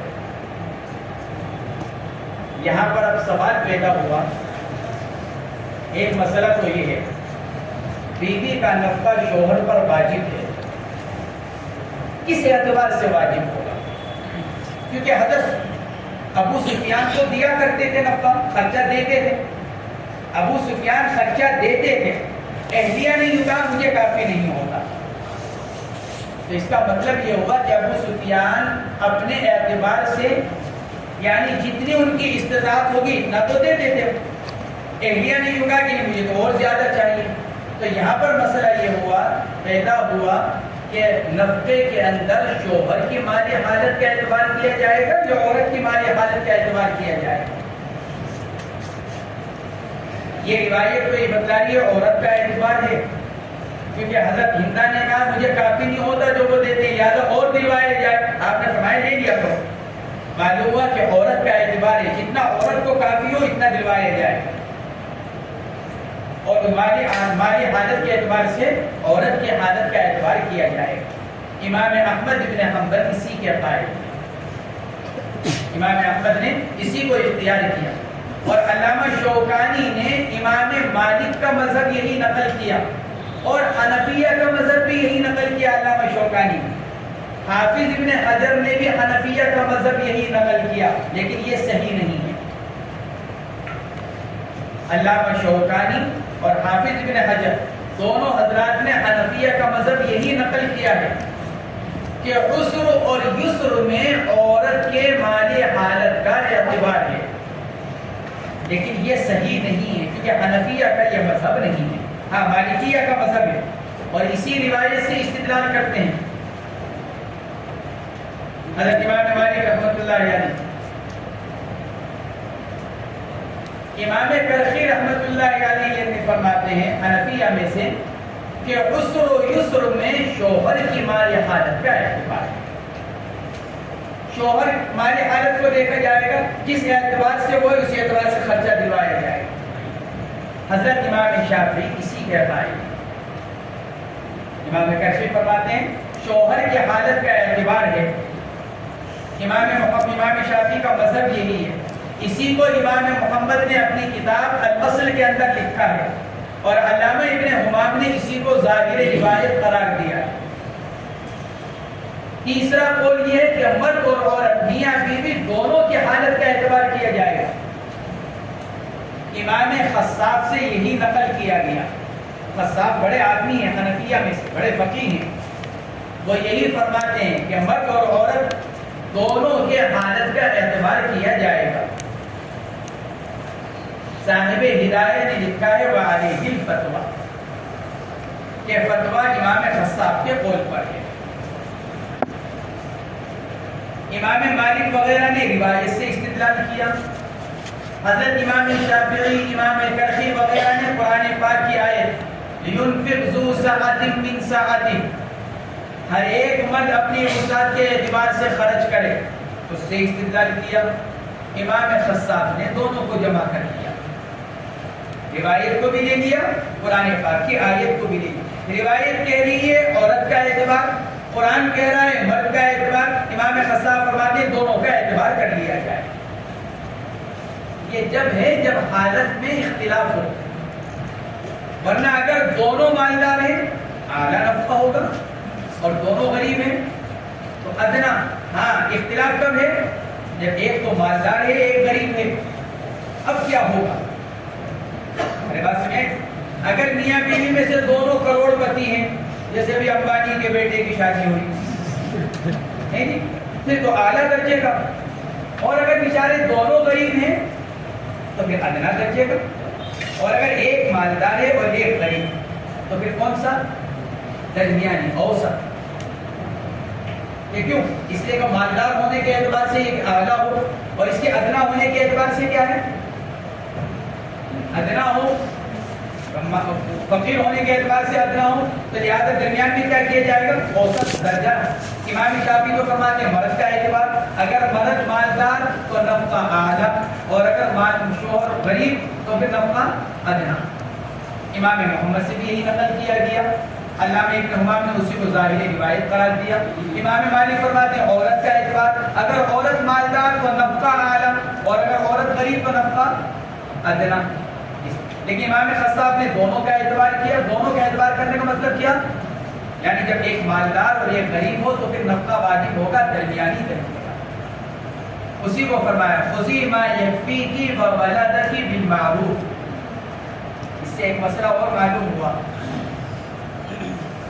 گھر کے اندر ایک عورت کا نفقہ شوہر کے ذمہ واجب ہے. بعض اوقات عورت کو ضرورت کی ایک چیز چاہیے اور وہ گھر میں وہ چیز تو موجود نہیں ہوتی، تو کیا غیر جنس سے اپنا حق لے سکتی ہے؟ ایک تو یہ کہ عورت کو کھانا پکانے کے لیے کچھ چاہیے، شوہر کاشتکار ہے، گودام کے اندر 100 بوریاں رکھی ہوئی ہیں بیچنے کے لیے اور اس نے گھر کے استعمال کے لیے دے رکھی ہے 5 بوری. اب وہ 5 تو کافی نہیں ہوئی، تو کیا عورت خاموشی کے ساتھ 1 بوری نکال سکتی ہے؟ بال اتفاق لے سکتی ہے. اپنا حق اسی کی جنس سے لینا بال اتفاق جائز ہے. صاحب حق کے لیے اپنا حق کی جنس سے لینا بال اتفاق جائز ہے. لیکن کیا غیر جنس سے لے سکتی ہے؟ اس میں اختلاف ہے. حنفیہ انکار کرتے ہیں، شافعیہ وغیرہ اجازت دیتے ہیں. متاخرین فقہا نے لکھا ہے کہ اصل قول تو عدم جواز کا ہی ہے حنفیہ کا، لیکن متاخرین نے بعد میں عدم جنس سے بھی جائز اجازت مرحمت فرمائی. اس لیے کہ اب قاضی وغیرہ تو موجود نہیں رہے جہاں جا کر عورت اپنا مقدمہ رکھ کر اپنا حق وصول کر لے. تو خذی ما یکفیکی وولدکی بالمعروف. تو اس روایت کے اندر اللہ کے نبی علیہ السلام نے یہ بتلا دیا کہ بیوی کا نفقہ شوہر پر لازم ہے. اگر اس کو نہ مل رہا ہو تو وہ عورت کی اجازت کے بغیر بھی بقدر کفایت لے سکتی ہے. وعن جابر بن سمرة رضي الله تعالى عنهما قال قال رسول الله صلى الله عليه وسلم إذا أعطى الله أحدكم خيرا فليبدأ بنفسه وأهل بيته. رواه مسلم.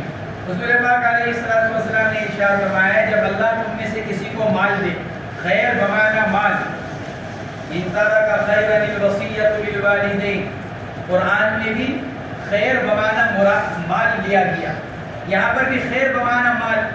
جب اللہ تم میں سے کسی کو خیر یعنی مال دے، اس کو چاہیے پہلے اپنے سے شروعات کرے. ارے بھائی اچھا کھائے اچھا پہنے، فلیبدأ بنفسی، اچھا پہنے. دوسرے حدیث پاک کے اندر فرمایا گیا اللہ رب العزت کو یہ بات پسند ہے کہ وہ اپنے بندوں پر اپنی نعمتوں کا اثر دیکھے. ان اللہ یحب ان یرا اثر نعمته علی عبده. اللہ کو یہ بات پسند ہے کہ وہ کیا کرے؟ اپنے بندے پر اپنی نعمت کا اثر دے. جب اللہ نے دے رکھا ہے تو فقیر کیوں بنے ہوئے؟ ارے بھائی پہنو صاف ستھرا، یہ مطلب نہیں کہ مہنگے سے مہنگا پہنو، نہیں، اپنی حالت ایسی بنا کر رکھو کہ دوسرا آدمی تمہیں فقیر نہ سمجھے، تمہیں محتاج نہ سمجھے. ایسا نہ ہو کہ تمہیں اپنی زکات کی رقم دے کر چلا جائے، تمہیں مستحق زکات سمجھنے لگے. آپ نے فرمایا فَلْيَبْدَأْ بِنَفْسِهِ، آدمی اپنی ذات سے شروع کرے، وَأَهْلِ بَيْتِهِ، اور پھر اس کے بعد کیا کرے؟ اپنے گھر والوں پر خرچ کرے، اپنی بیوی پر اور اپنے بچوں پر. وعن ابي هريره رضي الله تعالى عنه قال قال رسول الله صلى الله عليه وسلم للملوك طعامه وكسوته ولا يكلف من العمل الا ما يطيق. رواه مسلم. مہنگا کپڑا پہننا ایک الگ چیز ہے اور صاف ستھرا کپڑا پہننا ایک الگ چیز ہے. شریعت نظافت کو پسند کرتی ہے. ان اللہ نظیف یحب النظافہ، اللہ خود بھی صاف ستھرے ہیں، اس لیے وہ صاف ستھرائی کو پسند بھی کرتے ہیں. لیکن سب سے زیادہ گندے علم دینی حاصل کرنے والے، جا کر دیکھ لو کسی کا بھی کپڑا، سب سے زیادہ علم کس کو؟ اہل علم کو. سب سے زیادہ گندے عمومی طور پر مسلمان. عمومی طور پر ایک آدمی مسلمانوں کے محلے سے گزر جائے اجنبی، اور وہی اجنبی غیر مسلموں کے محلے سے گزر جائے، وہ بتلا دے. شہر میں آنے والا، علاقے میں آنے والا اجنبی غیر مسلم کے محلے سے گزر جائے، پھر مسلمانوں کے محلے سے گزر جائے، تو اس کو پتہ چل جاتا ہے کہ یہ غیر مسلموں کا علاقہ تھا یا مسلمانوں کا علاقہ. جہاں گندگی جگہ جگہ پڑی ہوئی ہو سمجھ لو مسلمانوں کا علاقہ ہے، اور جہاں صفائی ہو. ہم یوں کہتے ہیں کہ جی حکومت بھید بھاؤ کرتی ہے کہ نہیں، ہم خود صفائی نہیں رکھتے. آپ دیکھیں گے مسلمانوں کا حال کیا ہے. اپنے گھر کے اندر جھاڑو دیں گے، صفائی ستھرائی کریں گے، گھر کا سارا کوڑا لا کر باہر دروازے پر چھوڑ دیں گے، اور اگر زیادہ ہوا تو کیا ہوا، اٹھائیں گے اور اٹھا کر لا کر بیچ چوراہے پر ڈال دیں گے. یہاں مسلمانوں کا حال ہے.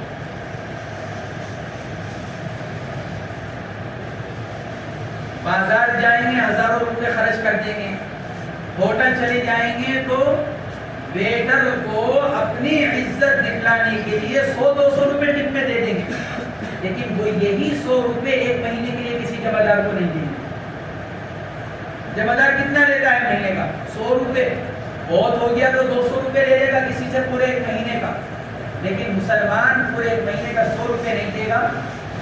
ایک وقت کھانا کھانے جائے گا تو ملازم کو 10 روپے 20 روپے 50 روپے دے کر آ جائے گا، کہیں کے لیے اپنی جھوٹی شان دکھلانے کے.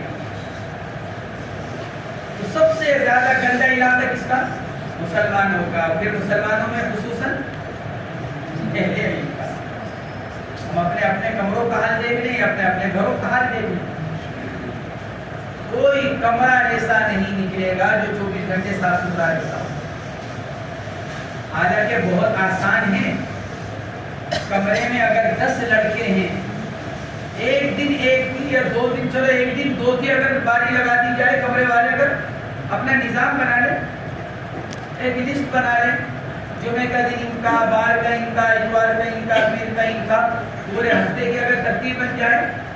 اگر کمرے میں 14 سیٹیں ہیں اور ہفتے میں دن کتنے ہیں، تو ایک دن میں کتنے، تو باری کب آئے گی؟ پھر ایک ہفتے کے بعد. لیکن کمرہ کیا رہے گا؟ ستھرا رہے گا. ہم حدیث پڑھ رہے ہیں، ہمیں شریعت کا علم حاصل ہے، بار بار ہمارے سامنے یہ بات آتی ہے کہ اللہ رب العزت صفائی ستھرائی کو پسند کرتے ہیں.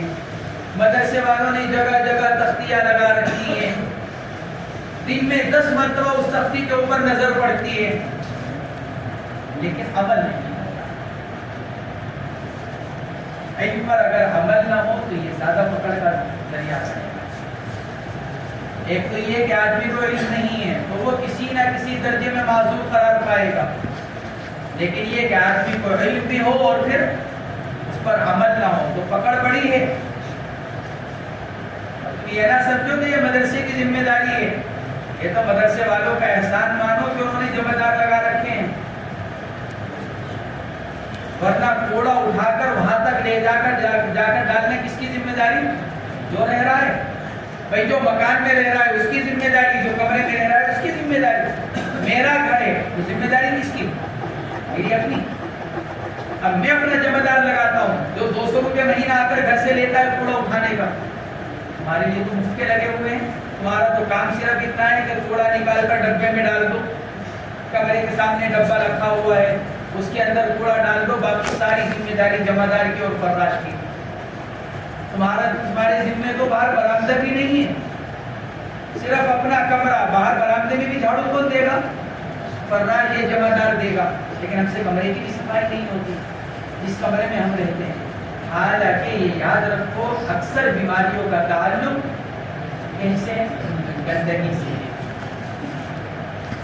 جو تم لوگوں کے اندر بیماریاں چلتی ہیں، یعنی طالب آتا ہے کہ جی بخار ہو رہا ہے، اترنے کا نام نہیں لے رہا ہے، اس کی سب سے اہم وجہ کیا ہوتی ہے؟ کمرے کی گندگی۔ نہیں دیکھتے، جب بھی تم کسی ڈاکٹر کے پاس جاؤ گے تو سب سے پہلے وہ کیا کہے گا؟ یعنی صفائی ستھرائی کا خیال کیجیے ورنہ انفیکشن بڑھ جائے گا۔ اور سب سے زیادہ کمزور اس کے اندر عمومی طور پر مسلمان اور خصوصی طور پر طلبہ علم، ہمارے سے زیادہ صاف ستھرے اسکول کالج کے لوگ رہتے ہیں، کالج کے ہاسٹل مدرسوں کے ہاسٹل سے زیادہ صاف ستھرے رہتے ہیں۔ اس لیے فرمایا گیا، حضرت ابو ہریرہ رضی اللہ تعالی عنہ کی روایت ہے، للمملوک طعامہ وکسوتہ، چونکہ اوپر فرمایا گیا تھا وحق المملوک، آپ نے ارشاد فرمایا مملوک کا کھانا اور اس کا لباس اس کے ذمہ ہے؟ مالک کے۔ مملوک کے لیے اس کا کھانا اور اس کا لباس مالک کے اوپر ہے۔ وَلَا يُكَلَّفُ مِنَ الْعَمَلِ إِلَّا مَا يُطِيقُ، اور نہ مکلف بنایا جائے غلام کو کسی ایسے عمل کا جس کی وہ طاقت نہیں رکھتا۔ غلام سے، ملازم سے اتنا ہی کام کیا جائے جتنا کام وہ کر سکتا ہے، یعنی ہمیشہ، اس لیے کہ ملازم اور غلام کو ایک دو دن کا تو ہے نہیں، غلام کو ایک دو دن کا تو ہے نہیں، تو بھئی آپ نے اس کے اوپر اتنا کام ڈال دیا کہ جو 2 دن میں کر کر وہ بیچارہ معذور بن گیا، یہ تو کوئی عقل کی بات نہیں۔ ارے بھئی اس سے تھوڑا تھوڑا کام ساری زندگی دو، اسی کو فرمایا وَلَا يُكَلَّفُ مِنَ الْعَمَلِ إِلَّا مَا يُطِيقُ۔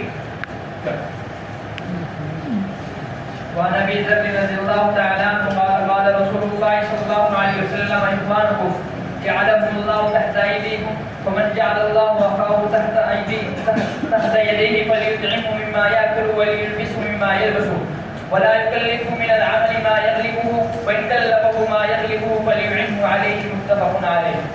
حضرت ابو ذر رضی اللہ تعالیٰ عنہ فرماتے ہیں حضور اکرم صلی اللہ علیہ وسلم نے ارشاد فرمایا کہ اخوانکم، تمہارے بھائی، یعنی یہ تمہارے غلام تمہارے بھائی ہیں، انما المؤمنون اخوۃ، ایمانی اعتبار سے یہ تمہارے بھائی ہیں، جعلهم اللہ تحت ایدیکم، یہ تو اللہ کا فضل ہوا کہ اللہ نے ان کو غلام اور تم کو آقا بنایا، واللہ اللہ کو برعکس بھی کر سکتے تھے۔ جعلهم اللہ تحت ایدیکم، اللہ نے تمہارے اوپر انعام کیا کہ ان کو تمہارا زیر دست بنا دیا۔ مطلب کیا؟ یہ اشارہ ہے اس بات کی طرف کہ اللہ برعکس بھی تو کر سکتے تھے، تم غلام ہوتے وہ آقا ہوتا، اس لیے کیا کرو؟ فمن جعل اللہ اخاہ تحت یدیہ، اللہ رب العزت جس کے بھائی کو اس کو ہاتھوں کے تحت کر دے، فلیطعمہ مما یاکل، اس کو اس میں سے کھلائے جس میں سے خود کھاتا ہے، اور اس میں سے پہنائے جس میں سے خود پہنتا ہے، فلیطعمہ مما یاکل ولیلبسہ مما یلبس۔ غلام کا نفقہ آقا پر واجب ہے، جس اوپر فرمایا گیا للمملوک طعامہ وکسوتہ، تو غلام کا نفقہ آقا کے اوپر واجب ہے۔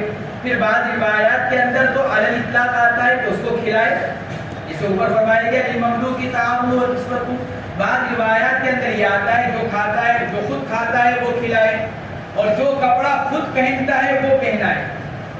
بعض حضرات نے تو دونوں میں جمع یہ کیا کہ یہ حکم استحبابی ہے، جسے بین السطور بھی لکھا ہوا ہے، فلیطعمہ امر استحباب، یہ حکم تو استحبابی ہے، اور مطلق کھلانے کا حکم وجوبی ہے۔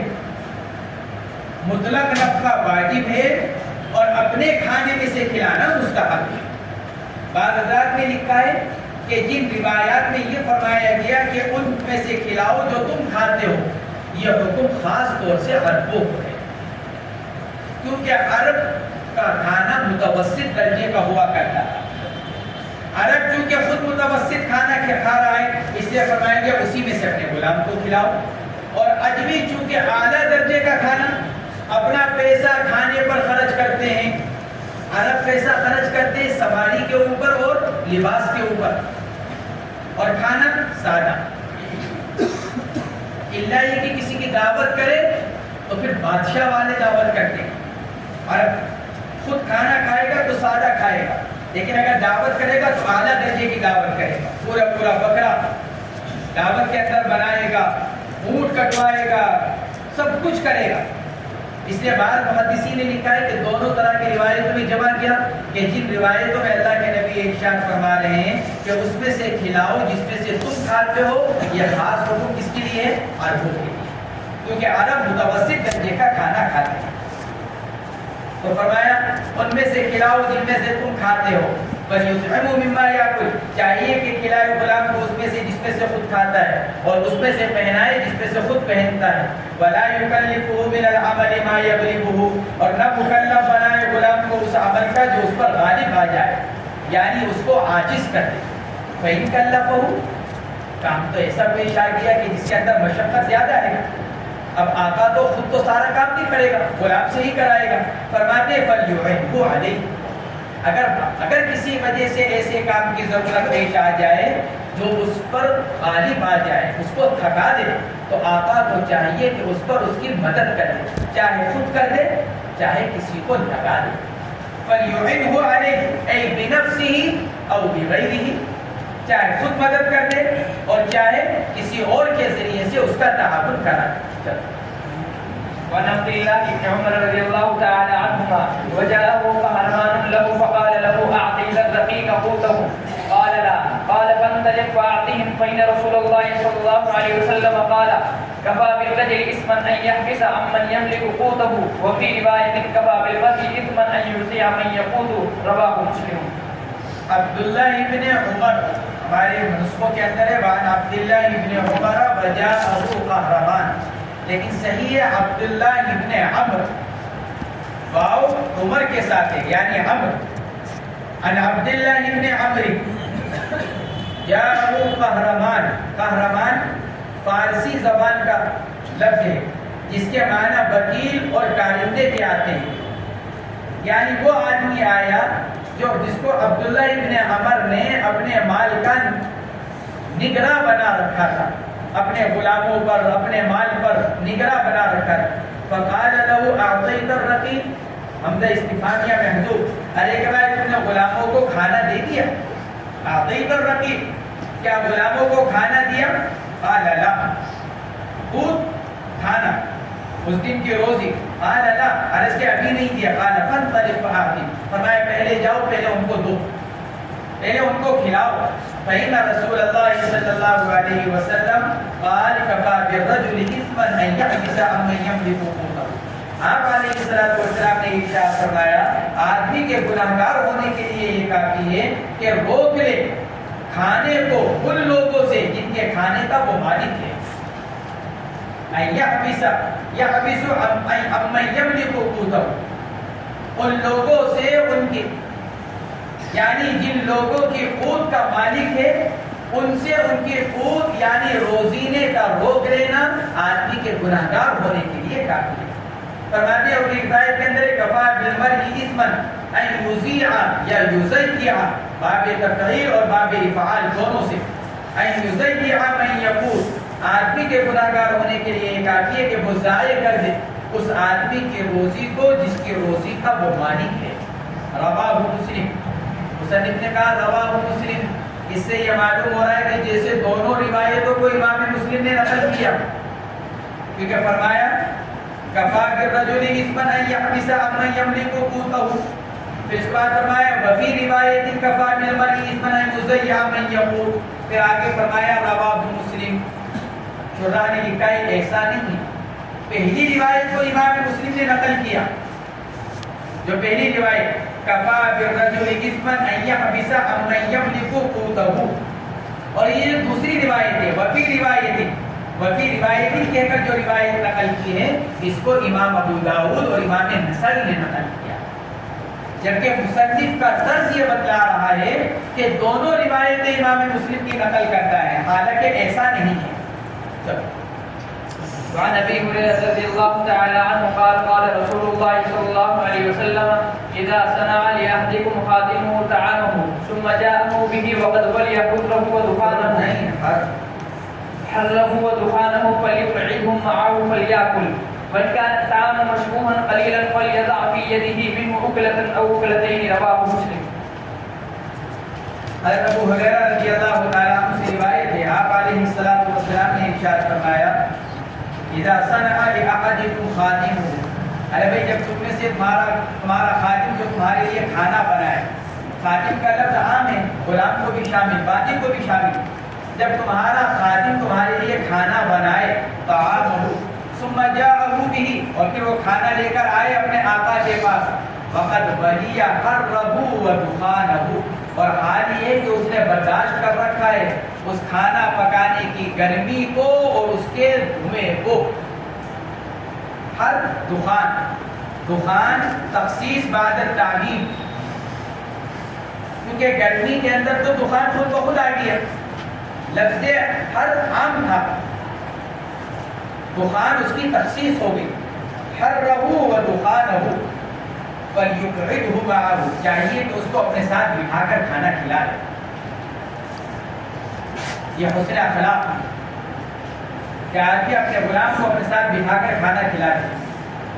فَإِنْ كَانَ الطَّعَامُ مَشْبُوهًا، اور اگر کھانا کے کھانے والے بہت ہوں، مشبوہ مشبوہ کے معنی کیے گئے کثیراً آکلوہ، یعنی اس کھانے کو کھانے والے بہت اور کھانا خود کم، قلیلاً. فَإِنْ كَانَ الطَّعَامُ مَشْبُوهًا قَلِيلًا، کھانے والے بہت ہو کھانا کم ہو، فَلْيَضَعْ فِي يَدِهِ مِنْهُ أُكْلَةً أَوْ أُكْلَتَيْنِ، اب اگر اس کو بٹھا کر کھلائیں گے تو کھانا اور کم ہو جائے گا، تو کم سے کم کیا کر لیا جائے بھائی تھوڑا بہت اس کو دے دیا جائے. اس لیے کہ شریعت کا ضابطہ کیا ہے، ما لا یدرک کلو لا یترک. ارے بھائی اگر کوئی چیز بالکل ہی اگر حاصل نہ ہو سکتی ہو تو آدمی جتنا ہو سکتا ہے اتنا تو کر لے. ارے بھائی اگر تم اس کو اپنے ساتھ بٹھا کر پیٹ بھر کر نہیں کھلا سکتے تو 2-4 لقمے تو دے دو اس کو، کیونکہ اس نے وہ کھانا بنایا ہے، اس کی خوشبو کو سونگھ رکھا ہے، لہذا آدمی تھوڑا بہت اس کو دے. تو مشبوہن کے ایک معنی تو کیے گئے کثیراً آکلوہ، اور بعض حضرات نے مشبوہ کے معنی قلیل کے کیے.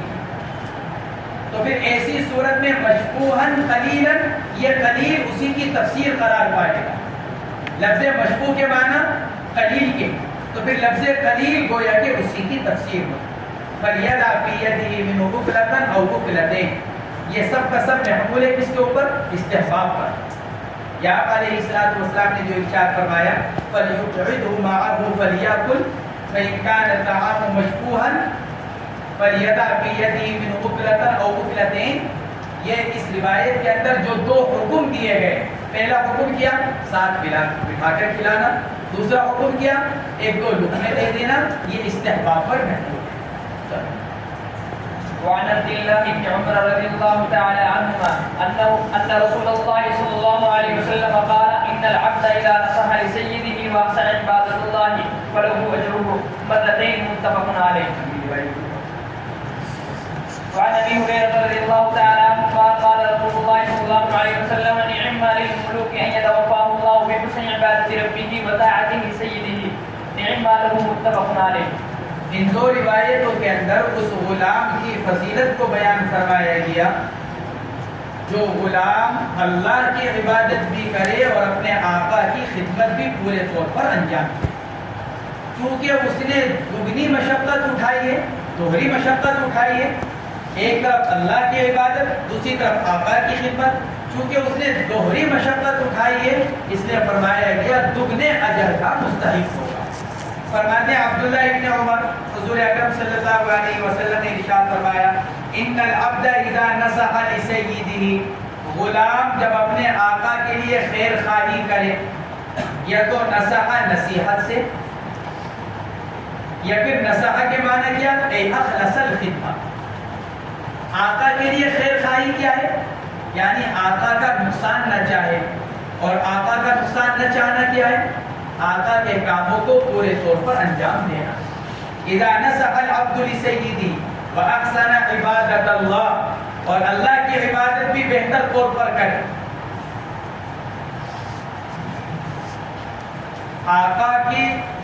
آقا کا حق پہلے بیان کیا، اذا نصح لسیدہ، اور اللہ کا حق کو بعد میں بیان کیا، وَأَحْسَنَ عِبَادَةَ اللَّهِ. یا تو یوں کہا جائے کہ ادنا سے اعلیٰ کی طرف گئے ہیں.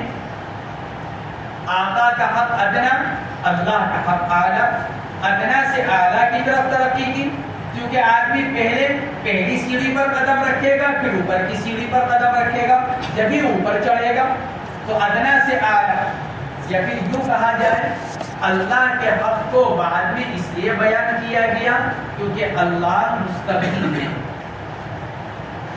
اور آقا کے حق کو اس لیے پہلے بیان کیا گیا کیونکہ آقا مخلوق ہے، اور مخلوق اپنے حق کا زیادہ محتاج ہے.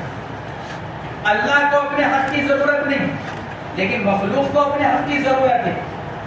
خالق مستغنی ہے، مخلوق محتاج ہے. اس لیے روایت کے اندر پہلے آقا کے حق کو بیان کیا، پھر اللہ کے حق کو بیان کیا. فَلَهُ أَجْرُهُ مَرَّتَيْنِ، اس کو کیا ملے گا؟ اس کو اجر دگنا ملے گا، کیونکہ اجر مشقت کے بقدر. اور اس نے دونوں طاعتوں کو جمع کیا، اللہ کی بھی اور آقا کی. اگلی روایت حضرت ابو ہریرہ رضی اللہ تعالی عنہ کی. آپ علیہ السلام نے ارشاد فرمایا، نعمہ للمملوک. نعمہ میں 3 لغت ہے، نون اور عین دونوں کا کسرہ. یہ تو قرآن کے مطابق ہے، فنعمہ ہی، نون اور عین دونوں کا کسرہ. دوسری لغت ہے نعمہ، نون کا فتحہ اور عین کا کسرہ، نعمہ. ہماری کتابوں کے اندر بھی یہی اعراب لگا ہوا ہے. نعمہ یہ دوسری لغت ہے. اور تیسری لغت ہے نعمہ، نون کا کسرہ عین کا سکون، نعمہ. تینوں طرح اس کو پڑھا گیا. نعمہ للمملوک، یعنی بہتر ہے وہ غلام، اچھا ہے، اچھائی ہے اس غلام کے لیے جس کو اللہ موت دے. کس حال میں؟ اس کے رب کی عبادت کی بہتری اور آقا کی طاعت کی اچھائی کے ساتھ. یعنی وہ غلام، اس غلام کے لیے خوشخبری ہے، بھلائی ہے، بہترائی ہے، جو دنیا سے اس حال میں جا رہا ہو اللہ کی بھی پورے طور پر عبادت کرتا تھا، آقا کی بھی پورے طور پر خدمت کیا کرتا تھا. نعمہ لہو، تکرار یا تو مبالغے کے لیے، یا پہلے نعمہ کا تعلق دنیاوی زندگی سے اور دوسرے نعمہ کا تعلق اخروی زندگی سے.